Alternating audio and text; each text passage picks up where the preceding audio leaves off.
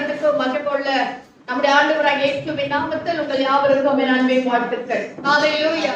இந்த காலவெளியில கூட நாம் தேவனை ஆராதிக்க துதிக்க கர்த்தர் நமக்கு ஒரு பெரிய பாக்கியத்தை கொடுக்கிறார். எத்தனையோ பேருக்கு இல்லாத ஒரு பாக்கியத்தை கர்த்தர் நமக்கு கொடுத்திருக்கிறார். ஆமென். நாம் பாக்கியம் உள்ள பிள்ளைகள். ஆமென். ஹல்லேலூயா. இந்த காலவெளியில கூட சிறிது நேரம் தியானிப்பதற்காக எடுத்துக்கொள்வோம். மார்க் எழுதின சுவிசேஷம் 11ஆம் அதிகாரம் 1 சில வசனங்கள். மார்க் எழுதின சுவிசேஷம் 11ஆம் அதிகாரத்தை நாம் எல்லாரும் எடுத்துக்கொள்வோம். The Gospel according to Saint Mark, chapter 11, verse from 1 to 9. அவர்கள் எருசலேமுக்கு சமீபமாய் சேர்ந்து ஒலிவமலைக்கு அருகான பெத்பகே பெத்தானியா என்னும் ஊர்களுக்கு வந்தபோது அவர் தம்முடைய அப்படியே வைத்துக் கொள்ளுங்கள். ஹல்லேலூயா. ஸ்தோத்திரம். அவர்கள் எருசலேமுக்கு சமீபமாய் சேர்ந்து ஒலிவ மலைக்கு அருகான பெத்பகே பெத்தானியா என்னும் ஊர்களுக்கு வந்த பொழுது இயேசுவும் சீஷர்களும் அவரோடு கூட இருந்த ஜனங்களும் எருசலேமுக்கு சமீபமாய், எருசலேம் என்று சொன்னால் தேவனுடைய வீடு அல்லது தேவனுடைய பிரசன்னம், அந்த எருசலேம் கர்த்தருடைய பிள்ளைகள் இருக்கிறதான இடம் ஒலிவ மலை, அதுவும் விசேஷமான ஒரு மலை, தேவனாகிய 2ஆம் வருகையில வந்து இறங்குறதான ஒரு மலை. ஆமென். ஹல்லேலூயா. இந்த மலைக்கும் எருசலேமுக்கும் அருகான சமீபமாய் இருக்கிற பெத்பகே என்கிறதான ஒரு ஊர். பெத்பகே என்று சொன்னால் the house of figs, figs னா அத்திப்பழம், அத்திப்பழம் நிறைந்ததான ஒரு ஊர் தான் இந்த பெத்பகே. கனிகள் உள்ளதான ஒரு பட்டணம் இந்த பெத்பகே. ஹல்லேலூயா. கனிகள் நிறைந்திருக்கிற அவர்கள் எங்க இருக்கிறாங்க? எருசலேமுக்கு அருகாமையில் இருக்காங்க. ஒலிவ மலைக்கு அருகாமையில் இருக்காங்க. கிட்டதான் இருக்காங்க. தேவனுடைய பிரசன்னத்துல தான் இருக்காங்க. தேவனோடு கூட அருகாமையில தான் இருக்காங்க. அவர்கள் அதாவது அந்த பேருடைய அர்த்தமே அத்தை பழங்கள் நிறைந்ததான ஒரு ஊர், ஒரு பட்டணம். இந்த பட்டணத்தை நாம் பார்க்கும் பொழுதானால் இந்த பட்டணம் அத்திப்பழம் நிறைந்த ஒரு பட்டணம் இருந்தாலும் அங்கே வந்து பார்க்கும் பொழுது அன்றை அதாவது காயாருக்கு பழமே இல்லாத ஒரு மரங்களாக காணப்படுகிறது. அத்தை பழத்துல பழங்கள் இல்லை, எல்லாம் காயாக இருக்கிறது. இன்னும் சீர்படாத ஒரு காரியம், இன்னும் சரியா பழுத்து அநேகருக்கு ருசிகரமா இருக்கிற ஒரு அனுபவம் இல்லை. இன்னும் அந்த அத்திப்பழம் பழுத்து அநேகருக்கு ஒரு பசியை ஆற்றக்கூடியதான ஒரு அனுபவம் அந்த ஊர்ல இல்ல. மரங்களே நிறைய இருக்கு. அதனுடைய பேரும் அதாவது அத்திப்பழத்தினுடைய வீடு என்று சொல்லப்படுகிறது. அப்படி இருக்கும் பொழுது அவர்கள் அத்திப்பழத்தை இன்னும் நம்ம கீழே வாசிக்கும் போது அத்தை நம்ம அர்த்தத்தை பார்த்து சபிக்கிறார் இல்லைங்களா?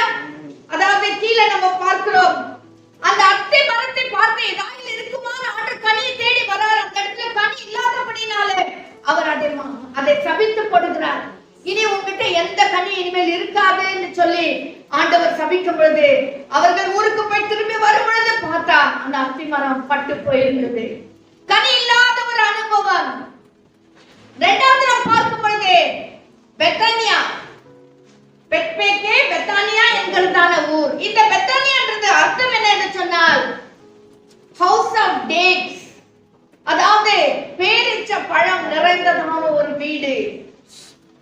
பேரிச்ச பழம் காஸ்ட்லி. ஆமென். பேரிச்ச பழம் விலை தானங்க. ஆமென். சோ ரொம்ப அதாவது உயர்ந்ததான ஒரு பழங்களை உடையதான இந்த ஊர் தான் இந்த பெத்தானியா. இங்க வந்து நம்ம பார்க்கும்போது ஒரு உயர்ந்த ஸ்தானத்தில் இருக்க வேண்டிய இந்த ஊர் எப்படிப்பட்டதா இருக்குன்னு சொன்னால் ரொம்ப எளிமையாக, ரொம்ப ஏழ்மையாக, ரொம்ப தாழ்த்தப்பட்ட நிலைமையில, ரொம்ப நொறுக்கப்பட்ட நிலைமையில, ரொம்ப நெருக்கப்பட்ட நிலைமையில அந்த ஊர் காணப்படுகிறது. எந்த ஊர்? பெத்தானியாங்கிறதான ஊர். பேர் என்ன? அதாவது பேரிச்ச பழம் நிறைந்ததான ஒரு வீடுங்கிறதானுடைய அர்த்தம். இந்த ஊருக்கு கர்த்தர் வருகிறார். இதெல்லாம் அர்த்தம் இல்லாம வேதத்துல போட மாட்டாங்க. ஆமென்.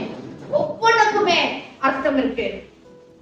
ஒலிவ மலைக்கு அருகான பெத்பேகே பெத்தானியா என்னும் ஊர்களுக்கு வந்தபோது அவர் தம்முடைய சீஷர்களில் 2 பேரை அழைத்து 2 பேரை நோக்கி அவர் என்ன சொல்லுகிறார்? உங்களுக்கு எதிரே இருக்கிற கிராமத்துக்கு போங்கள். ஆண்டவர் இந்த ஊருக்கு வந்தார். இந்த ஊர்ல வரும்போது பழங்கள் நிறைந்திருக்க வேண்டிய ஒரு ஊர். அந்த இடத்துல பழங்கள் காணப்படவில்லை. அதாவது விலை உயர்ந்த பழங்கள் இருக்க வேண்டிய ஊர் அங்கேயும் இல்லை. பெத்பேகே பெத்தானியாவில் எதுவுமே இல்லை. தாழ்த்தப்பட்ட ஒரு நிலைமையில, நொறுக்கப்பட்ட நிலைமையில காணப்படுகிறதால, அதாவது பழம் இல்லாத காய்கள் நிறைந்த ஒரு மரங்களாக காணப்படுகிற இந்த ஊர்களுக்கிட்ட வந்தார். ஆனால் ஆண்டவர் எதிரே இருக்கிற ஒரு கிராமத்தை பார்த்து சொல்லுகிறார். என்ன சொல்லுகிறார்? சீஷர்களில் 2 பேரை பார்த்து, நீங்கள் என்ன செய்யுங்கள்? அந்த கிராமத்துக்கு போங்க. உங்கள் எதிரே இருக்கிற கிராமத்துக்கு போங்க. ஹalleluya. அருமையான கர்த்தருடைய பிள்ளைகளே, மத்தேயு கடைசி அதிகாரத்துல 28ஆம் அதிகாரம் 19ஆம் வசனத்துல வாசிக்கிறோம். என்ன வாசிக்கிறோம்?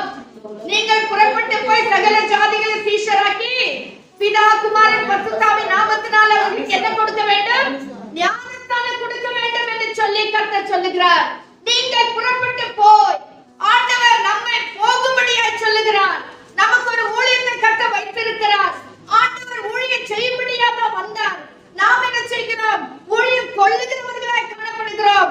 நாம் ஊழியம் கொள்ளுகிறவர்கள் அல்ல, ஊழியம் செய்யும்படியாய் நம் கர்த்தர் நம்மை விரும்புகிறார். நாம் புறப்பட்டு போக வேண்டும். எங்கே போக வேண்டும்? எருசலேமுக்கு போக சொல்லல, துபாயில போய் ஊழியம் செய்யுங்கன்னு சொல்ல, எதிரே இருக்கிற கிராமத்துக்கு போங்க. எதிரே இருக்கிற கிராமம், உனக்கு எதிரே இருக்கிற ஒரு நபர், உனக்கு எதிரே இருக்கிற ஒரு வீடு, உனக்கு எதிரே நொறுக்கப்பட்டிருக்கிற ஜனங்கள், உனக்கு எதிரே இருக்கிற வியாதியில் அவதிப்படுகிறதான ஜனங்களுக்கு கர்த்தர் சொல்றார், நீ போய் அவர்களுக்கு செவி, நீ போய் அவர்களுக்கு சத்தியத்தை சொல்லு, நீ போய் கர்த்தர் உனக்கு செய்த நன்மையை சாட்சியாக அவர்களிடத்துல பகிர்ந்து கொள் என்று சொல்லி ஆவியானவர் இந்த காலவரையில நம்மோடு சொல்லுகிறார். நீங்கள் போங்க. நீங்கள் போய் என்ன செய்ய வேண்டுமா? வாசிங்க. போய் அதில் பிரவேசித்த உடனே மனுஷர் ஒருவரும் ஒரு காலம் அந்த ஊருக்குள்ள போய், அந்த ஊருக்குள்ள பிரவேசித்த உடனே என்ன இருக்கு? மனுஷர் ஒருவரும் ஒரு காலம் ஏறிராத ஒரு கழுதை குட்டி. மனுஷர் ஒரு நாளும் ஏறிராத ஒரு கழுதை குட்டி. அதாவது இங்கிலீஷ்ல சொன்னா untamed animal என்று சொல்றாங்க. அதாவது நம்ம கிட்ட இருந்துச்சுன்னா நம்ம அதை என்ன செய்வோம்? ட்ரெயின் பண்ணி, அதை டேம் பண்ணி, அதாவது நம்முடைய பழக்க வழக்கத்துல கொண்டு வருகிற ஒரு மிருகமாய் நாம் மாற்றி விடுவோம். ஆமென். என்ன பண்ண, ஏய்னா அது ஓட, ஏய்னா நிக்க, இப்படி நம்ம பழகிடுவோம். ஆனா இந்த கழுதை குட்டி இன்னும் ஒரு வாரம் அது மேல் ஏறி இல்ல, ஒரு வாரம் அதை பழக்கப்படுத்தல. ஹalleluya. ஏன் கர்த்தர் இந்த கழுதை குட்டியை தெரிந்து கொண்டார் என்று சொன்னார். வாசிங்க. யோவான் 1ஆம் அதிகாரம் 11ஆம் வசனம். யோவான் 1ஆம் அதிகாரம் 11ஆம் வசனம். அவர் தமக்கு சொந்தமானதிலே வந்தார். அவருக்கு சொந்தமானவர்களோ அவரை ஏற்றுக்கொள்ளவில்லை. அவர் தமக்கு சொந்தமானதிலே வந்தார். என் ஜனங்கள் என்னை ஏற்றுக்கொள்வார்கள். என் ஜனங்கள் நான் சொல்லுகிறதை கேட்பார்கள். என் ஜனங்கள் என்னை ஆராதிப்பார்கள். என் ஜனங்கள் என்னோடு கூட இருப்பார்கள்.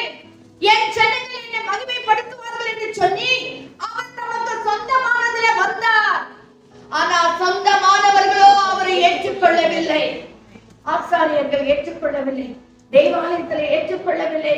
பிரதான ஆசாரியர்களே கர்த்தருக்கு விரோதமாய் பேச ஆரம்பித்து விட்டார்கள். அவரை ஏற்றுக்கொள்ளவில்லை.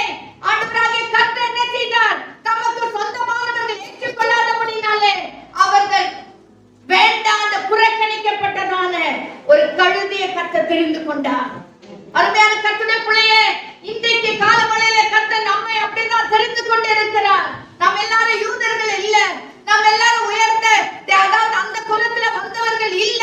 ஆனால் நாம் எல்லாரும் புறஜாதி மக்கள், நாம் எல்லாரும் புறக்கணிக்கப்பட்டவர்கள், நாம் எல்லாரும் வேண்டாண்டு தள்ளப்பட்டதான ஜனங்களா இருந்தாலும் என் ஆண்டவராகிய கர்த்தர் நம்மை தேடி வந்தார். உன் அருகாமையில வந்தார். உன்னை தூக்கி எடுத்தார். உன்னை மீட்டுக் கொண்டார். உன்னை ரட்சித்தார். உன்னை அபிஷேகித்தார். உனக்கு வரங்களை கொடுத்தார். உனக்கு தரிசனங்களை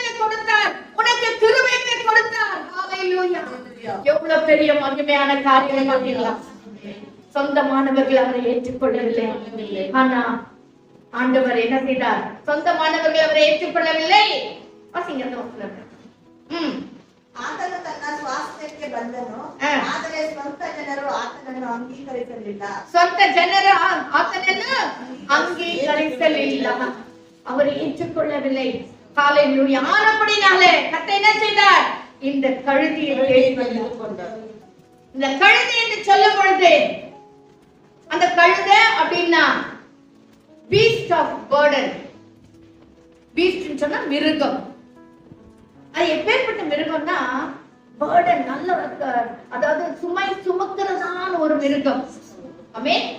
நல்ல எவ்வளவு சுமை கொடுத்தாலும் அந்த சுமந்து கொள்ளுகிறதான ஒரு மிருகம் கழுதை அப்படின்னு சொன்னா நல்ல சுமை சுமக்கிறதான ஒரு கழுதை. ஹalleluya. ஒரு அனிமல். ஹalleluya. ஏன் கர்த்தர் இதை தெரிந்து கொண்டார் என்று சொன்னால் இது தீர்க்க தரிசனம் நிறைவேற வேண்டும். எத்தனையோ வருஷங்களுக்கு முன்னால சொல்லப்பட்ட தீர்க்க தரிசனம் நிறைவேற வேண்டும். சகரியாவின் புத்தகம் 9ஆம் அதிகாரம் 9ஆம் வசனத்துல இந்த தீர்க்க தரிசன வசனத்தை வாசிக்கிறோம். சகரியாவின் புத்தகம் 9ஆம் அதிகாரம் 9ஆம் வசனம். 9ஆம் அதிகாரம் 9ஆம் வசனம். சீயோன் குமாரத்தியே மிகவும் களிகூரு, எருசலேம் குமாரத்தியே கெம்பீரி, இதோ உன் ராஜா உன்னிடத்தில் வருகிறார். அவர் நீதி உள்ளவரும் ரட்சிக்கிறவரும் தாழ்மை உள்ளவரும் கழுதையின் மேலும் கழுதை குட்டியாகிய மரியின் மேலும். ஆமென். ஹalleluya. சீயோன் குமாரத்தியே மிகவும் களிகூரு. ஏன் சொன்னா? கழுதையின் மேலும் கழுதை குட்டியின் மேலும் உன் ரட்சகர் நீதி உள்ளவரும் ரட்சகரும் தாழ்மை உள்ளவரும் வருகிறார். ஹalleluya. இந்த வார்த்தை நிறைவேறும்படியாய் சகரியா தீர்க்கதரிசி மூலமாக சொல்லப்பட்ட இந்த தீர்க்கதரிசனம் நிறைவேறும்படியாய் கர்த்தர் சிலுவையில் அறையப்படுவதற்கு முன்பதாக அவர் பெத்தானியா என்கிற ஊருக்கு போய் எதிரே இருக்கிற கிராமத்துல ஒரு கழுதை குட்டியை கர்த்தர் தெரிந்து கொண்டார். ஹalleluya. ஹalleluya. இந்த கழுதை குட்டி, இந்த கழுதை என்று சொல்லும்போது அதிகமாக அதாவது சுமை சுமக்கிறதான ஒரு மிருகம் என்று சொல்லி பார்த்தோம். வாசிங்க ஆதியாகமம் 49ஆம் அதிகாரம் 14-15 வசனம். ஆதியாகமம் 49ஆம் அதிகாரம் 14-15 வசனம். இசக்கார் 2 பொதியின் நடுவே படுத்துக் கொண்டிருந்த பலத்த கழுதை அவன் இளைப்பாறுதல் நல்லது என்றும் நாடு வசதியானது என்றும் கண்டு சுமக்கிறதற்கு தன் தோளை சாய்த்து பகுதி கட்டுகிறவன் ஆனான். ஆமென். இங்க நம்ம இந்த அதிகாரத்துல வாசிக்கும் போது, அதாவது 49ஆம் அதிகாரத்துல நம்ம வாசிக்கும் போது யாக்கோபுடைய பிள்ளைகளுக்கு 12 பிள்ளைகளுக்கும் கடைசி ஆசீர்வாதத்தை கூறுகிறதான ஒரு காரியத்தை இங்க வாசிக்கிறோம். ஒவ்வொரு பிள்ளைக்கும் ஒவ்வொரு ஆசீர்வாதத்தை கொடுக்கிறார். ஆனா இந்த இசேக்காருக்கு கொடுக்கும்போது ஒரு விசித்திரமான ஒரு ஆசீர்வாதத்தை கொடுக்கிறார். என்ன அந்த ஆசீர்வாதம் என்று சொன்னா பாருங்க. இசேக்கார் 2 பொதியின் நடுவே படுத்துக் கொண்டிருக்கிற பலத்த கழுதை. ஹalleluya. ஆமென். கழுதை நம்ம என்ன சொல்றோம்? யாராவது தப்பா நடந்தா முட்டாள் மாதிரி நடந்துச்சுனா கழுதை திட்டுறோம் நம்ம. ஆமென். ஆனா இந்த கழுதைக்கு இருக்கிற நல்ல ஒரு குணாதிசயத்தை பாத்தீங்களா? இசேக்காரை சொல்லும்போது சொல்லுகிறார் 2 பொதியின் நடுவே படுத்துக் கொள்ளுகிற பலத்த கழுதை. அப்படின்னா ஒரு 2 இடத்துக்கு நடுவுல படுக்கிற, அதாவது பிரிட்ஜ் போல இருக்கிற ஒரு கழுதை என்று சொல்லுகிறார். ஹalleluya. ஆண்டவராகிய இயேசு கிறிஸ்துவை குறித்துதான ஒரு தீர்க்க தரிசனம் தான் இந்த இடத்துல சொல்லப்படுகிறது. பிதாவுக்கும் மனுஷனுக்கும் நடுவாக நம்முடைய ஆண்டவராகிய கர்த்தர் ஒரு பிரிட்ஜ் போல மாறிவிட்டார், ஒரு பாலம் போல மாறிவிட்டார். ஹalleluya. அவர் நானே வழியும் சத்தியமும் ஜீவனுமா இருக்கிறேன், என்னை அல்லாமல் ஒருவனும் பிதாவிடத்துல வராது என்று சொல்லி ஆண்டவர் சொல்லுகிறார். சோ நான் பிதாவிடத்துல போக வேண்டுமானால் இந்த பாலமாகிய இயேசுவின் மூலமாக தான் நாம் போக வேண்டும். ஹalleluya. அதான் நம்ம சிலுவையை நம்ம பார்க்கும்போது மேலுக்கு கீழுக்கு ஒரு கனெக்ஷனும் இந்த சைட்வேஸ்ல ஒரு கனெக்ஷனும் நம்ம பார்க்கிறோம். ஹalleluya.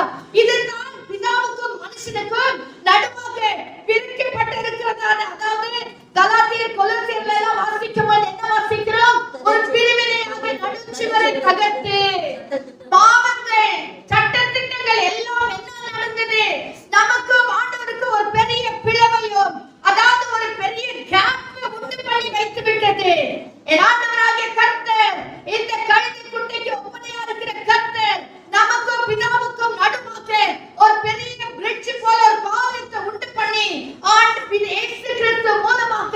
பிதாவினிடத்துல சேரும்படியான ஒரு பெரிய பாக்கியத்தை கர்த்தர் நமக்கு தந்திருக்கிறார். ஹalleluya. இந்த தீர்க்கதரிசன வசனமாக இசைக்காலுக்கு ஆண்டவர் அவங்க அப்பா யாக்கோபு சொல்லுகிறார், அவன்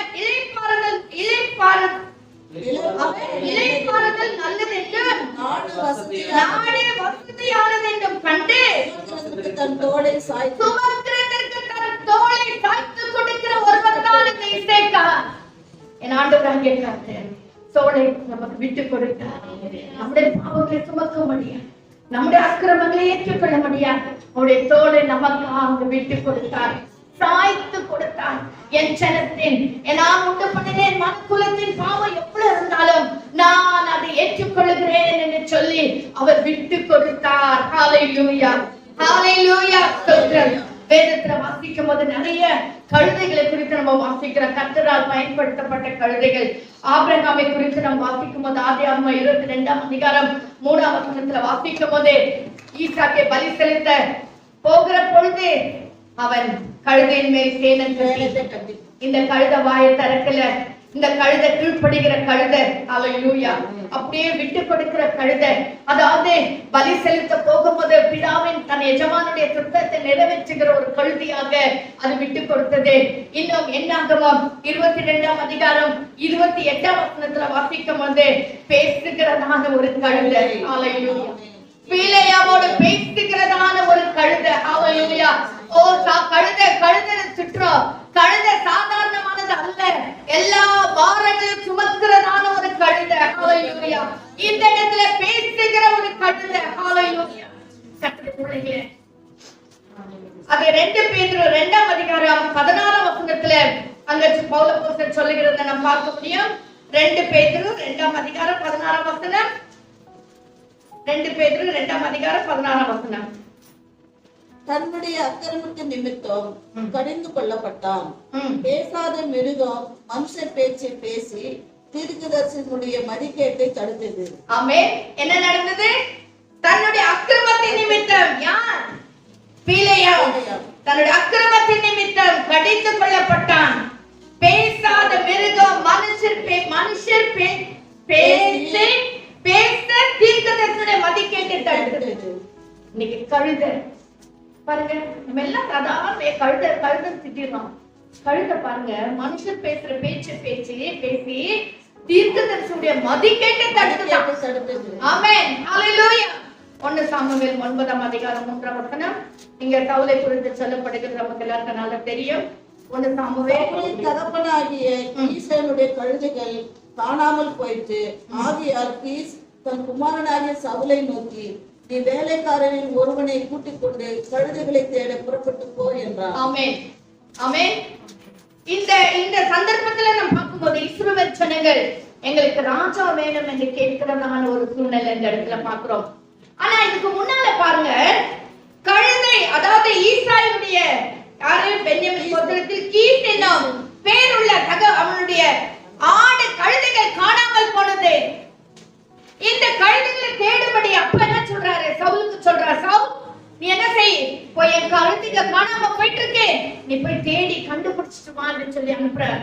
பாருங்க, நிறைய நேரத்துல நம்முடைய வாழ்க்கையில, அதாவது நான் சொல்லிடுறேன், இந்த கழுதை தேடி போகும்போதுதான் சாமுவேலை சந்திக்கிறார் இல்லைங்களா? இந்த கழுதை தேடி போகாம இருந்தா சாமுவேலை சந்திக்க முடிஞ்சிருக்காது. அப்போ சவுல் ராஜாவாக மாற்றப்பட்டிருக்க முடியாது. ஆமென். அந்த இடத்துல தான் கர்த்தர் சொல்றார் சாமுவேலை பார்த்து, இவர்தான் இஸ்ரவேலுக்கு ராஜா, இவரை அபிஷேகம் பண்ணு என்று சொல்லுகிறார். போய் எதை தேடி போனார்? கழுதை தேடி போனார். அருமையான கர்த்தருடைய பிள்ளைகளே, நம்முடைய வாழ்க்கையில ஒரு காணாமல் போன ஒரு காரியத்தை தேடுகிற வழியில நமக்கு பெரிய ஒரு ஆசீர்வாதம் காத்திருக்கிறது. ஹalleluya. இவன் கழுதைதான், சாதாரணமான காரியம் தான். ஆனா அந்த கழுதையை தேடி போகிற வழியில தான் இவன் ராஜாவாக அபிஷேகம் பண்ணப்பட்டான். என் அருமை ஜனமே, உங்க வாழ்க்கையில ஏதாவது தொலைந்தது என்று சொல்லி நீ ஏதாவது தேட முயற்சி பண்ணுவாய் என்றால் அதை கர்த்தர் ஆசீர்வாதமாக மாற்றி விடுவார்.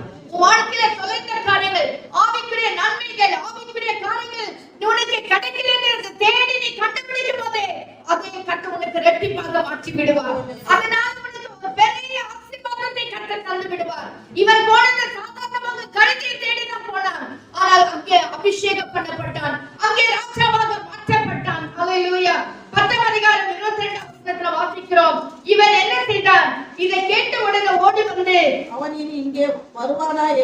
அவர்கள் திரும்ப கர்த்தரிடத்தில் விசாரித்த போது ஆமென். இதோ அவன் தளவாடங்களில் இருக்கிற இடத்திலே ஒளிந்து கொண்டிருக்கிறான். தளவாடங்கள் இருக்கிற இடத்திலே ஒளிந்து கொண்டிருக்கிறான் என்று கர்த்தர் சொன்னார். இவன் போய் ஒளிஞ்சுக்கிறான். நான் போய் இஸ்ரவேலுக்கு ராஜாவாக மாட்டுதான் முடியாது என்று ஒளிந்து கொண்டான். கர்த்தர் சொன்னான், அவன் ஒளிஞ்சிருக்கிறான், நீ போய் அவனை கூட்டிட்டு வாங்குறாரு. எங்க ஒளிஞ்சுக்கினாலும் முடியாது. கர்த்தர் உன் மூலம் ஒரு காரியத்தை செய்யணும்னு நினைச்சாருன்னா நீ எங்க போய் ஓடி ஒளிஞ்சாலும் கர்த்தர் விடவே மாட்டான். ஹalleluya. அதாவது he was hidden in the baggage. அந்த நிறைய பொருளுங்க போட்டு ரொப்பி வச்சிருக்கிற ஒரு இடத்துல போயிட்டு அவன் ஒளிந்து கொண்டு இருக்கிறான். கர்த்தர் சொல்ற அவன் ஒளிஞ்சிட்டு இருக்கிறான், அவனை போய் கூட்டிட்டு வா. ஏன்னா நான் அவனை தான் ராஜாவாக அபிஷேகம் பண்ண போறேன். இஸ்ரவேல் ஜனங்களுக்கு ராஜாவாக அவனை அபிஷேகம் பண்ணணும். கழுதை தேடி போனதான சவுலை கர்த்தர் ராஜாவாக மாற்றினார். ஹalleluya. ஹalleluya. ஸ்தோத்திரம். இன்னும் 2ஆம் வசனத்தை வாசிங்க. இப்போ மார்க் எழுதின சுவிசேஷத்துக்கு வாங்க. மார்க் 11ஆம் அதிகாரம் 2ஆம் வசனம். உங்களுக்கு கழுதை குறித்து நாம் ஒரு சில காரியங்களை நல்லா கேட்டோம். இனிமேல் யாரும் கழுதைன்னு திட்டாதீங்க. கழுதன் மூலமா பெரிய காரியங்களை கர்த்தர் செய்கிறார். ஏன்னா கழுதன்றது நமக்கும் ஆண்டவருக்கு ஒரு தீர்க்கதரிசனமாகவே வெளிப்பட்டு இருக்கிறது. ஹalleluya. ஸ்தோத்திரம். இருக்கிற கிராமத்துக்கு போங்கள். அதில் பிரவேசித்த உடனே மனுஷர் ஒருவரும் ஒரு காலம் ஏறிராத ஒரு கழுதை குட்டி கட்டி இருக்க காண்பீர்கள். அதை அவிழ்த்து கொண்டு வாருங்கள். மனுஷர் ஒருவரும் ஒரு காலம் ஏறிராத ஒரு கழுதை குட்டி கட்டி இருக்க காண்பீர்கள். ஆமென். இப்ப அந்த கழுதை குட்டி கட்டப்பட்டிருக்கிறது. மனுஷரால் ஒருவராலும் பழக்கப்படல. அதெல்லாம் கரெக்ட் தான். ஆனா இந்த கழுதை குட்டியோ கட்டப்பட்டிருக்கிறது. இந்த கழுதை குட்டி கட்டப்பட்டிருக்கிறது. நம்முடைய வாழ்க்கையில கூட நிறைய நேரத்துல நான் ஒருவேளை நம்ம நினைக்கலாம், நான் யாருடைய பழகிறது இல்ல, நான் இட்டல இருக்கிறதுல நான் ரொம்ப கரெக்ட் அப்படின்னு நினைக்கலாம். ஆனா ஏதோ ஒரு விதத்துல நம்ம கட்டப்பட்டவர்களாய் காணப்படுகிறோம். அது எப்ப நான் தேவன சமுத்திரம் வந்தா தான் தெரியும், நான் இந்த இடத்துல கட்டப்பட்டிருக்கேன், நான் இந்த காரியத்துல என்னால விடுபட முடியாமல் இருக்கிறேன், இதை நான் விட முடியாம நான் தவிக்கிறேனே. எல்லாம் நல்லவங்க தான், நல்ல பிள்ளைங்க தான், ஜெபிக்கிறவங்க தான், கர்த்தருடைய பிள்ளைகள் தான், ஆராதிக்கிற பிள்ளைகள் தான். ஆனா எப்ப நம்ம தேவ சமூகத்துல வரும்போதுதான் ஐயோ நான் இந்த இடத்துல கட்டப்பட்டிருக்கிறேன் ஆவியானவர் பேசுவார். அதனாலதான் கர்த்தருடைய பிள்ளைகள் என்ன செய்யணும், ஜெபத்துல கொஞ்ச நேரம் உட்காரணும். ஹalleluya. நமக்கெல்லாம் டைம் இல்ல, போணுமா கட கட கட கட ஆண்டுகிட்ட அதை ஆசீர்வாதி, அவங்கள ஆசீர்வாதி, இவங்கள ஆசீர்வாதி, இப்படி செய்யும் அப்படி செய்யும் ஆண்டு கூட ஆர்டர் போட்டுட்டு ஆமென் சொல்லிட்டு அப்பா எனக்கு ஜெபம் முடிஞ்சிச்சு. இல்ல, அது அல்ல நம்முடைய ஜெபம். நிறைய நேரத்துல இப்படிதான் நம்முடைய ஜெபத்தை நாம் செய்து கொண்டிருக்கிறோம். நம்முடைய ஜெபம் என்ன தெரியுமா, பரிசுத்த ஆவியானவர் சமூகத்துல கொஞ்ச நேரம் அது உட்கார்ந்து அட்லீஸ்ட் ஒரு 5 நிமிஷம் அது உட்கார்ந்து கர்த்தாவே நான் எங்க கட்டப்பட்டிருக்கிறேன், நான் எங்க துக்கப்பட்டிருக்கிறேன், எதுல நான் இன்னும் விடுபடாம இருக்கிறேன் ஆண்டவரே, என்னோட நீர் பேசணும் ஆண்டவரே, என்னோட இடைப்படும் ஆண்டவரே என்று சொல்லி தேவ சமூகத்தில் கேட்கணும். ஜெபத்துக்கு வரும்போது, ஆராதனைக்கு வரும்போதே தேவனுடைய செய்தியை கேட்கிற வழியில அதை எனக்கென்று நான் எடுத்துக்கொண்டு ஐயோ ஆமா இல்ல இந்த காரியத்துல இப்படி இருக்கிறேன், இந்த காரியத்தை விட முடியாமல் இருக்கிறேன், இதுல எனக்கு இன்னும் வெற்றி இல்லாம காணப்படுகிறது என்று சொல்லி கர்த்தருடைய சமூகத்தில் அர்ப்பணிக்கும் பொழுது நிச்சயமாகவே நாம் ஆசீர்வதிக்கப்பட முடியும். இந்த கழுதை குட்டி தான், இந்த கழுதை பழக்கப்படாத குட்டி தான், ஆனா கட்டப்பட்டிருக்கிறது. ஹalleluya. 3ஆம் வசனத்தை வாசிங்க. ஏன் இப்படி செய்கிறீர்கள் என்று ஒருவன் உங்களிடத்தில் கேட்டால் இது ஆண்டவருக்கு வேண்டும் என்று சொல்லுங்கள், உடனே அதை இவ்விடத்திற்கு அனுப்பி விடுவான் என்று சொல்லி அவர்களை அனுப்பினார். ஆமென். ஹalleluya. 3ஆம் வசனத்துல வாசிக்கிறோம், அந்த ஊரார் கேக்குறாங்க, ஏன் இந்த கழுதை குட்டி அவுக்குறீங்க? இன்னைக்கு நல்லது செய்ய போனா யாருக்குமே பிடிக்காது. கட்டப்பட்டிருந்தா சந்தோஷம், வியாதியில அவதிப்பட்டிருந்தா சந்தோஷம். நம்ம யாருன்னா போய் ஜோம் பண்ணி அந்த வியாதியில இருந்து கொஞ்சம் விடுதலை வரட்டும் அப்படின்னு நம்ம பிரயாசப்பட்டா அது பிடிக்காது. அதான் நான் இருக்குது இல்லைங்களா உலகத்துல. ஆமே, யாருக்குமே நல்லது செய்தா பிடிக்காது. எல்லாம் அப்படியே நாசமாய் ஒண்ணு இல்லாம அழிவி ஒண்ணு இல்லாத போனோம் தான் இன்னைக்கு பிசாசு விரும்புறான், பிசாசம் ஜனங்களும் விரும்புறாங்க. இன்னைக்கு அந்த கட்டப்பட்ட கழுதை அவிழ்க்கிற வழியில ஊரார் வந்து கேட்டான். ரொம்ப அழகா சொல்றாரு, என்ன வச்சுக்கிறோம், உங்களிடத்தில் கேட்டால் அது ஆண்டவருக்கு வேணும்னு சொல்லுங்க. ஆமென். நீங்க யாராவது வந்து ஏன் அதை அவிழ்க்கிறீங்கன்னு கேட்டா இது ஆண்டவருக்கு வேணும்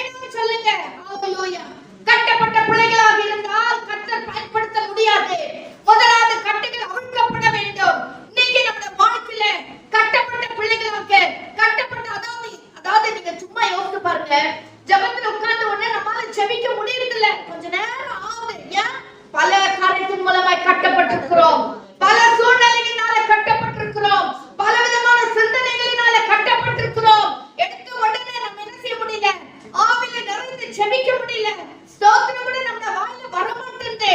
ஆராதனைக்கு வந்து 2 பாட்டு 3 பாட்டு பாடின பிறகுதான் நமக்கு கொஞ்சம் உற்சாகமே வருது, நமக்கு கொஞ்சம் வாயில தெரிஞ்ச ஸ்தோத்திரமே பண்றோம். கட்டப்பட்டிருக்கிற அனுபவம். கர்த்தருடைய பிள்ளைகளே, கட்டப்பட்ட பிள்ளைகளை கர்த்தர் பயன்படுத்தவே முடியாது.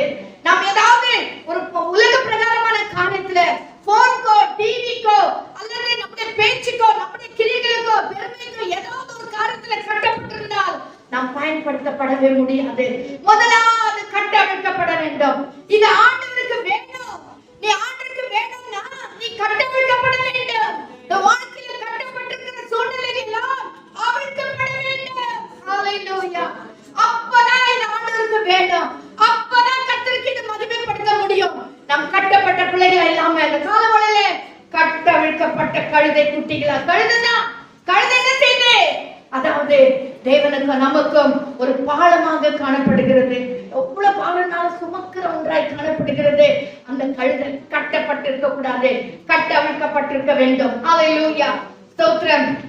நீங்க அவங்க கேட்பாங்க, என்னன்னு கேட்பாங்க, ஏன் அதை அவிழ்க்கிறீர்கள் என்று கேட்டால் இந்த ஆண்டுக்கு வேண்டும் என்று சொல்லுங்க, உடனே அதை அவ்விடத்திற்கு அனுப்பி விடுவான் என்று சொல்லி அவர்களை அனுப்பினார். நீங்க சொல்லுங்க, நீங்க சொல்லாம இருந்தா அவன் அனுப்ப மாட்டான். வசனம் சொல்லுது, இது ஆண்டுக்கு வேணும் சொல்லுங்க, உடனே அவன் அனுப்பி விடுவான். ஸ்தோத்திரம். ஹalleluya.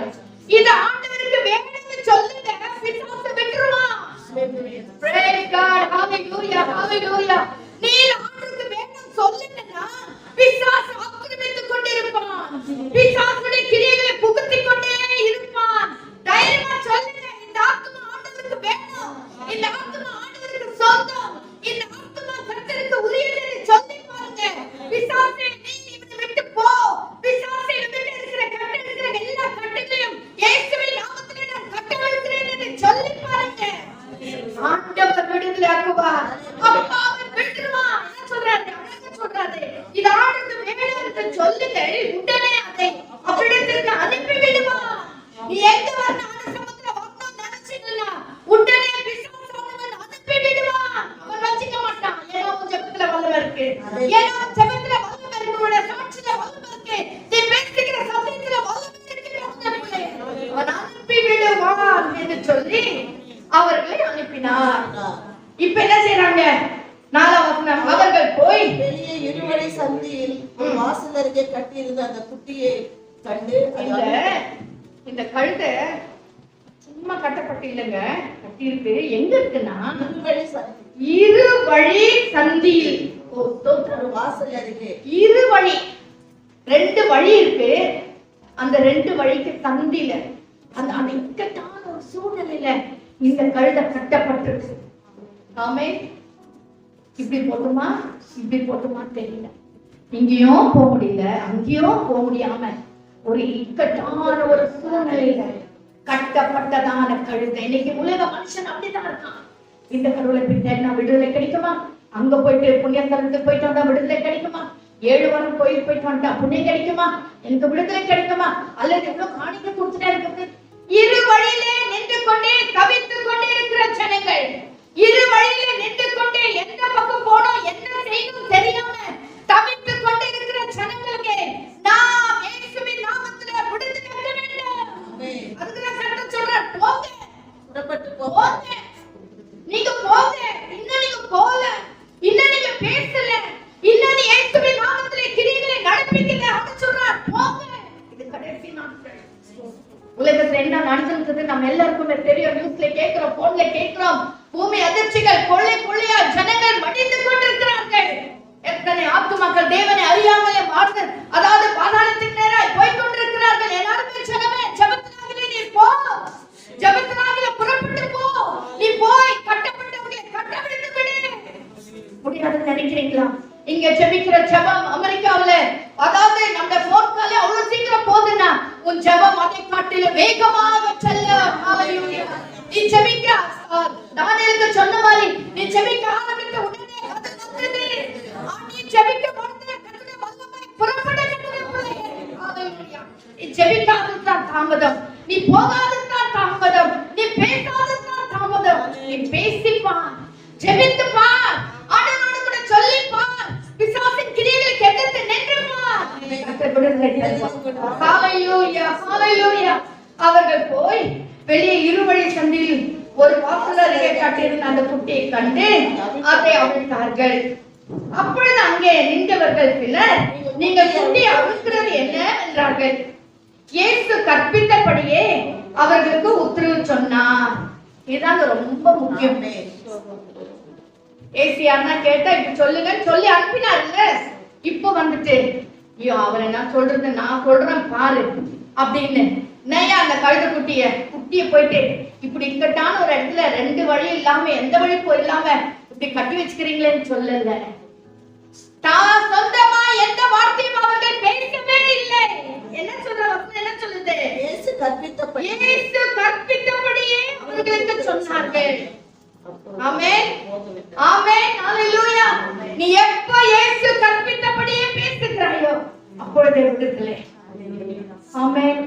நீங்கள் பூமியில எவைகளை கட்டுவீர்களோ பரலோகத்தில் கட்டப்பட்டிருக்கும், எவைகளை கட்ட அவிழ்க்கிறீர்களோ அது பரலோகத்தில் கட்டவிழ்க்கப்பட்டிருக்கும். ஆமென். பரலோகத்தின் சிறகு போல் நம்முடைய கரத்துல கட்ட போகிறார். நீ என்ன நினைக்கிறாய் அது அப்படியே நடக்கும். நீ என்ன செய்யற இயேசுவின் நாமத்துல செய்றியோ அவர் கற்பித்தபடியே நீ செய்றியோ கர்த்தருடைய பிள்ளை அது அப்படியே நடக்கும். நம்ம இன்னும் செய்யல. ஏதோ கொஞ்சம் ஸ்தோத்திரம் பண்ணிட்டு 4 அன்னைக்கு பேசிட்டான் நான் ரொம்ப பெரிய ஆள் அப்படின்னு நினைச்சுக்கிறோம். இல்லங்க, நம்ம எல்லாம் ஒண்ணுமே இல்ல தேவன். இன்னும் கர்த்தருடைய வார்த்தையின்படி நம்ம இன்னும் எதுவுமே செய்யல. நம்முடைய செயலின் நிமித்தமா இன்னும் கர்த்தரை துக்கமா படுத்திருக்கிறோமே தவிர கர்த்தரை மகிமைப்படுத்தல, கர்த்தர் பிரியமானதை கர்த்தர் வார்த்தையின்படியே நாம் இன்னும் எதுவுமே செய்யாமல் காணப்படுகிறோம். ஹalleluya. வாசிங்க அடுத்த வசனம். அவர்கள் அந்த குட்டியை இயேசுவினிடத்தில் கொண்டு வந்து அதன் மேல் தங்கள் வஸ்திரங்களை போட்டார்கள். அவர் அதன் மேல் ஏறி போனார். இவ்வளவு நேரம் இந்த கழுதை கட்டப்பட்ட ஒரு கழுதையாக இருந்தது. எப்போ கட்டப்பட்டிருக்கோ அதுக்கு எந்த கனமும் கிடைக்காது. பிசாசின் பிடியில எப்போ நம்ம கட்டப்பட்டிருக்கிறோமோ பிசாசு நம்மள கனம் பண்ணவே மாட்டான். கட்டிக்கியா என் கல்யாணிக்கா வெரி குட் அப்படின்னு விட்டு போயிடுவான். ஏன்னா அவனுக்கு வேற பிசினஸ் வேற இருக்கு. அவன் இன்னும் போயிட்டு மற்றவங்களை எல்லாம் கட்டணும், அவன் அந்த வேலையை பார்ப்பான், அவனை கனம் பண்ண மாட்டான். எப்போ நமக்கு கனம் வரலையோ நம்ம நினைச்சுக்கணும், நான் இன்னும் பிசாசின் பிடியில நான் இருக்கிறேன், நான் இன்னும் கர்த்தருடைய திருவிழா நான் இன்னும் வரல, கர்த்தருடைய பிரசன்னத்துல வரலன்னு நினைச்சுக்கோங்க. எப்போ நம்ம கர்த்தருடைய பிரசன்னத்துல வந்துட்டோமோ இந்த கழுதை குட்டி எப்போ ஆண்டவர்கிட்ட வந்துச்சோ அப்பவே எல்லாரும் என்ன செய்ய ஆரம்பிச்சிட்டாங்க, கனப்படுத்த. எப்படி கனப்படுத்தினாங்க? அதன் மேல் தங்கள் வஸ்திரங்களை போட்டார்கள். அவர் அதன் மேல் ஏறி போனார், அதன் மேல் தன் வஸ்திரங்களை போட்டார். அதாவது 2 ராஜாக்கள் 9ஆம் அதிகாரம் 13ஆம் வசனத்துல வாசிக்கிறோம். அந்த காலத்துல அது ஒரு கஸ்டமரி. அப்படின்னா ஒருத்தரை கனம் பண்ணணும்னு சொன்னா வஸ்திரங்களை போட்டு கனம் பண்ற ஒரு காரியம். எகு ராஜாவை எவ்விதமாக கனம் பண்ணினார்கள் வாசிக்கிறீங்களா அந்த வசனம்? 2 ராஜாக்கள் 9ஆம் அதிகாரம் 13ஆம் வசனம்.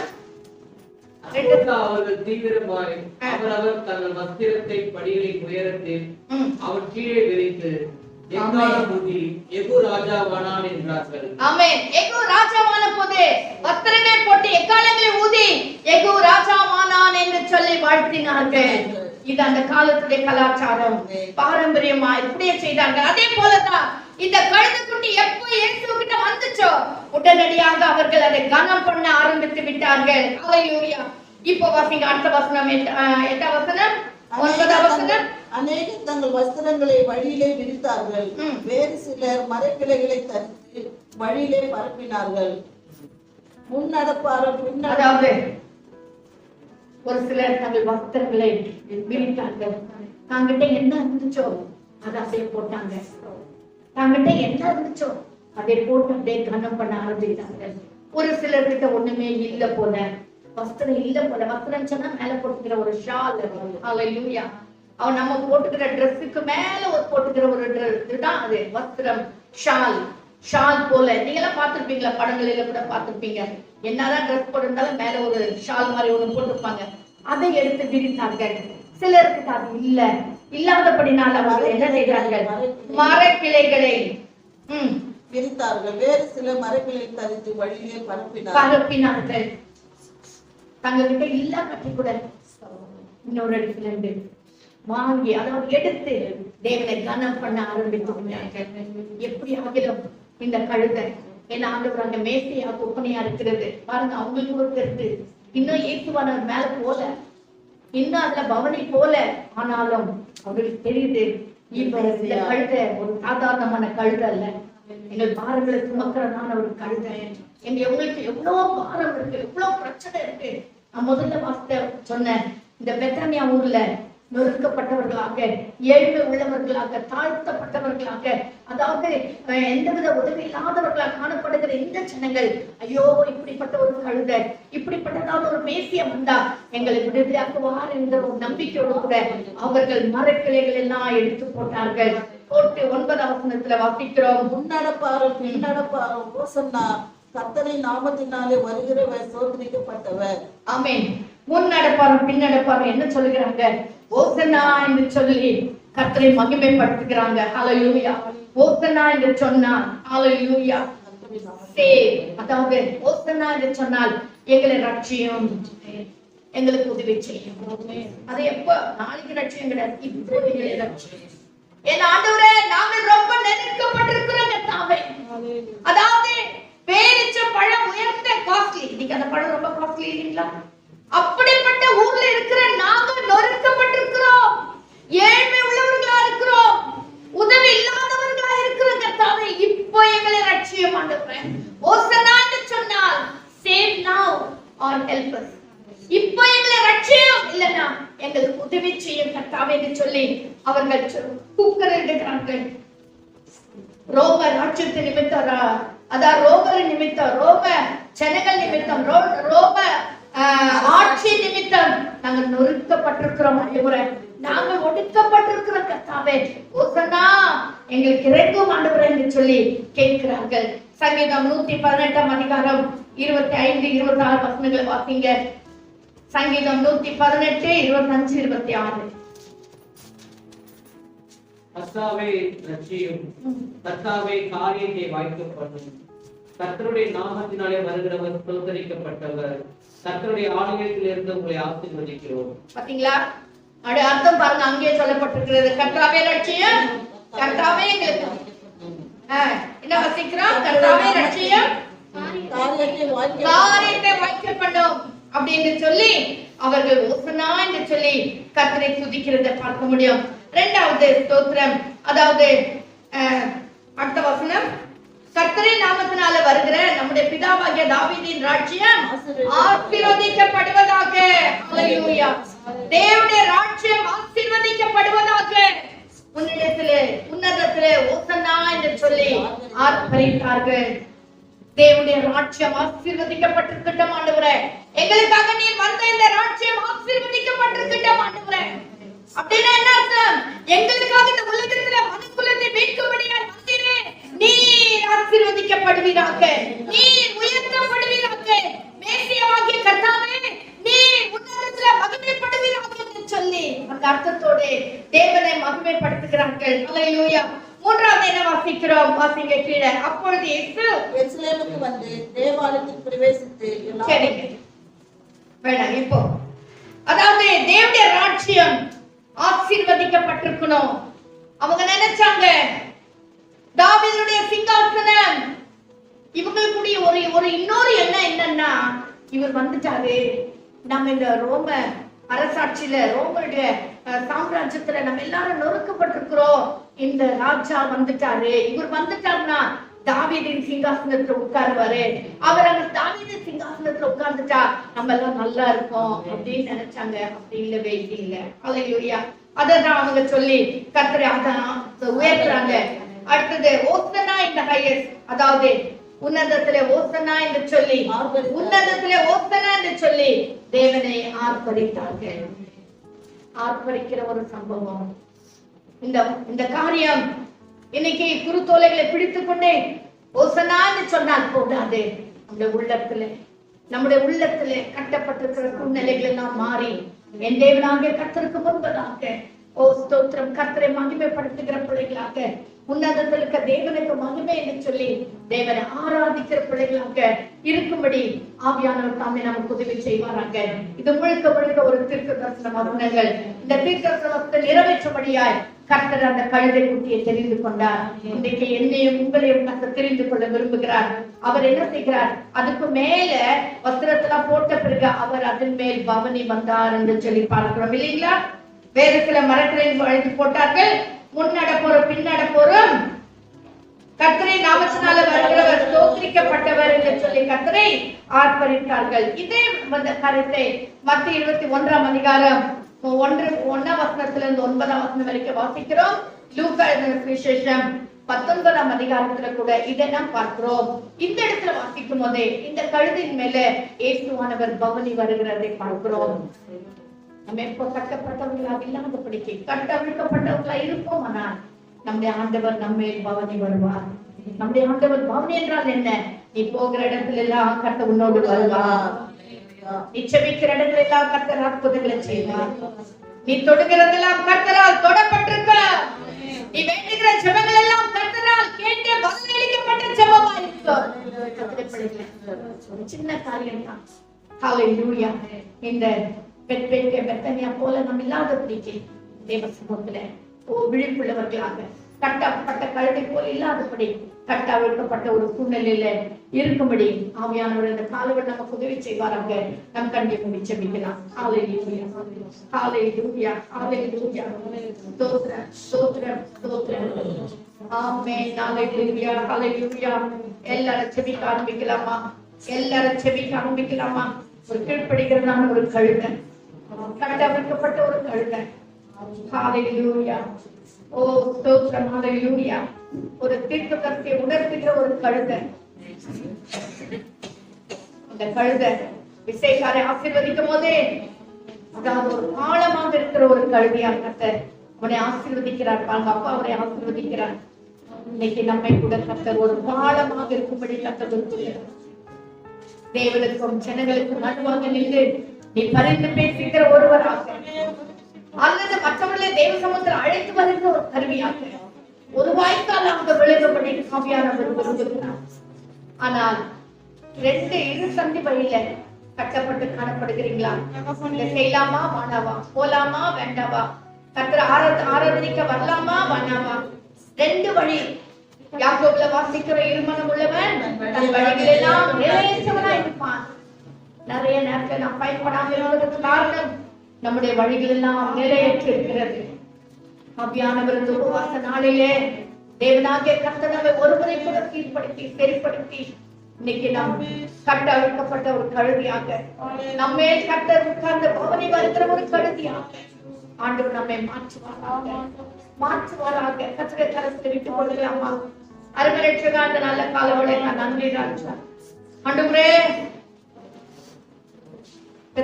போன்றதான அத்தி பழங்கள் நிறைந்ததான ஒரு மரங்களா நாம் இருக்க வேண்டிய வருவோம்ப்பா.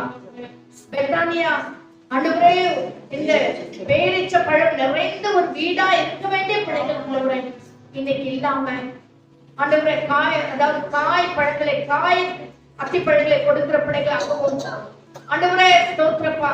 இன்னும் கர்த்தாவே பெத்தானியாவில் இருக்கிறவர்கள் ஒடுங்கினவர்களாக தாழ்த்தப்பட்டவர்களாக ஒடுக்கப்பட்டவர்களாக ஆண்டவரே எனக்கு ஒரு ஆசீர்வாதம் வராதா, நான் உயர்த்தப்பட மாட்டேனா என்கிற ஒரு நிலைமையில காணப்படுகிற ராஜா கர்த்தர் எங்களுக்கு இறக்க செய்யும் ஆண்டவரே. ஆவியானவரே நீர் எங்களுக்கு இறக்க செய்யும் ஆண்டவரே. எங்களுக்கு உதவி செய்யும். எங்களை ஒரு முறை கூட மன்னியும். எங்களை கட்டு அவிழ்க்கப்பட்டு இயேசு எங்களுக்கு என்னத்தை கற்பித்தீரோ அதையே நாங்கள் சொல்லும்படி அப்படியே நாங்கள் செய்யும்படி ராஜா ஆவியானவர் எங்களுக்கு உதவி செய்யும் ஆண்டவரே. யாரெல்லாம் நாங்கள் ஆண்டவரே சத்தியத்தை சொல்றோமோ அவர்களை உங்ககிட்ட கொண்டு வர எங்களுக்கு உதவி செய்யும். என் மூலியமா தான் ரட்சிக்கப்பட்டாங்க, என் மூலியமா தான் சபைக்கு வந்தாங்கன்னு சொல்லாதபடிக்கு இயேசுவனை கொண்டாந்து விட்டுபடி கட்டைகளுக்கு உதவி செய்யும் ஆண்டவரே. ஆண்டவரே வழியில ஆண்டவரே ஸ்தோத்திர குச்சூராய் விடப்பட்டதான அந்த மனுஷனை கொண்டு வந்து சத்திரத்தான் கையில ஒப்பு கொடுத்தது போல ராஜா நாங்களும் ஒரு ஆத்மாவை கொண்டு அந்த சபையில உம்மிடத்துல ஒப்பு கொடுக்க ஆவியானவர்களை உதவி செய்யும். ஆத்மாக்களுக்காக போராட, ஆத்மாக்களுக்காக கண்ணீர் விட, அழைத்து போகிற ஜனங்களுக்காக சிறப்பின் வாயில நிற்க ஆவியானவரே நீர் எங்களுக்கு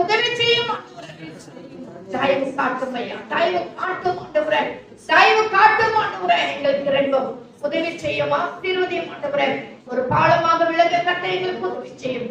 முற்றிலும் அன்பின் பரப்பிள்ளைகளை ஒப்புக் கொடுக்கிறோம். துதி கனமாக உமக்கு செலுத்துகிறோம். இயேசுவின் என்ப நாமத்தில் ஜெபிக்கிறோம் எங்கள் ஜீவனுள்ள பிதாவே. ஆமென் ஆமென். ஹalleluya ஹalleluya. கர்த்தர் தாமே இந்த வசனங்களை நமக்கு ஆசீர்வதித்து கொடுப்பாராக.